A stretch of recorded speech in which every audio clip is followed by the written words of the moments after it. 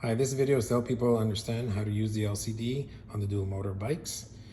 First, we have the keypad on the left side, which has the minus button, the info button, and the plus button. And right over the top is the fourth button, which is the power. So that's why if you don't know how to turn on the bike, that's the button there. So the way to do it is just hold it down for a few seconds and the screen will come on just as it did now. And when it's ready, it drops into night mode right away. That's why there's a little flashlight on the top. It signifies that it's night mode. So to take it off, you just hold the plus button and you'll take it off and you'll go into day mode, which makes the screen brighter. Now, the first thing you need to do if you want to configure your bike is you got to hold the plus and the minus together for a few seconds and automatically the bike goes into configuration settings. So right now we're in the display setting. If we press the info button over here, it brings us into the first setting. If you're in the United States, you're going to want to set the toggle unit to imperial. That'll switch to miles per hour instead of kilometers. And if you're Canadian, you want to switch it to metric. So let's go for imperial for the moment.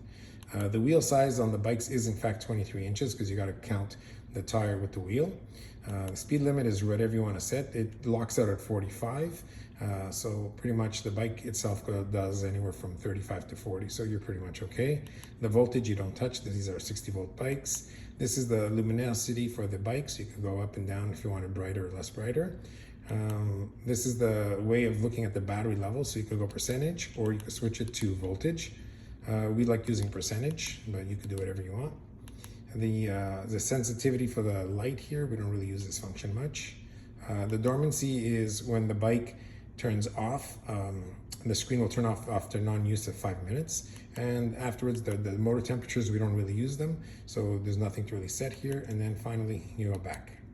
And in the advanced menu, we fix the assist levels. So when you click on the assist levels, you'll see that you could choose between 3 levels, 9 levels, 7 levels, 5 levels, and 3 levels again. Now, whenever you see a 0, that means it defaults to 0, which means the motors are off. If you leave it at 1, it will start at 1. It's a little dangerous. Normally we go to 0. So 0, 5, 0, 3, 0, 7, 0, 9. So once you press it and you accept it, it'll give you the volume and the percentage per level. So on this bike, because level 1, we don't really want to go too quick. We set it very low, maybe around 10. But really, it's up to you to wherever you want to put it. And when you're ready, you want to hold it.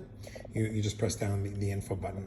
The info button will scroll to the next one, and then you could just use the up and down arrows to fix the percentage you want. So pretty much, you could set this where you want it. So we'll leave that go. Default pass is the default where the bike turns on. So if you turn on the bike and you have it set to 0, it turns on at 0, so there's no power. And you could put it like 1, 2, 3, 4, 5, whatever you decide. The current limit is on our bikes is 25. That's 2 controllers running at 25 amp. We don't touch the assist numbers because we use the torque sensor system, so it's not used. We leave it at 12. The speed sensor, you definitely leave it at 1. If you do not have this at 1, the speedometer will not give you the right speed. So we advise you to leave it on 1. Throttle stepper is used for controlling the power assist levels. We usually tell people just leave this off. And throttle speed, if you turn it on, the throttle won't go faster than 6 kilometers an hour, which is about 2 miles an hour. So we leave that off as well. So you should be off. Sorry, right there. That's to reset everything. You don't need to do that. Setting a password for your screen. You could just follow your directions if you want a password. And the slow start function is the one that controls the front wheel.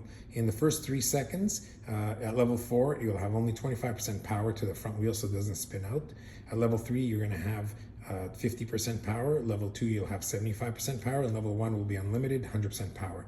So we advise most people to run it at 4 or 3 so you don't have any spinning. And it's only for the throttle.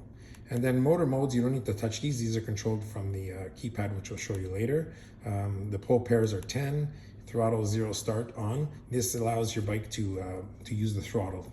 In some countries, you can't have a throttle, so you would set this to off, and there'll be no throttle starting. And then we got haul mode is haul. Drive ratio is 1 to 5, that's how our motors are set. And then the sensitivity. You could play with the sensitivity, it'll loosen up the power just a little bit. It goes from 2 to 9. You can play around with it and see how you like it. And then finally, you just go back and then you just go exit. And when you're over here, if you were to use the info button in the middle, and you keep it pressed, it will toggle between motor modes. This is the echo mode, this would be rear mode, and this will be front mode, this will be dual mode, full power, and this again back to echo mode, which is a reduced amount of power. So when you do want to ride your bike, remember the 0 in the middle means the power assist levels. So by going up and down, you get to use the levels. If you set it to 5, in this case we did, you'll be able to go 0 to 5. So we usually ride at 1 or 2. And the wheels themselves are digital, so they will tell you per wheel which one is giving how much power to the motor, and that's where you see it right here. This is for the front, this is for the rear, so you can actually see how you're doing. So aside from that, this will give you everything, and there's our battery levels. We set it to percentage, so we see this 92% battery, and that will pretty give you a good idea of what's going on. Now, that's pretty much it. If there's any other things, we do have a manual you can refer to, but pretty much this should pretty much help you for everything you need to know on the bike. Thank you.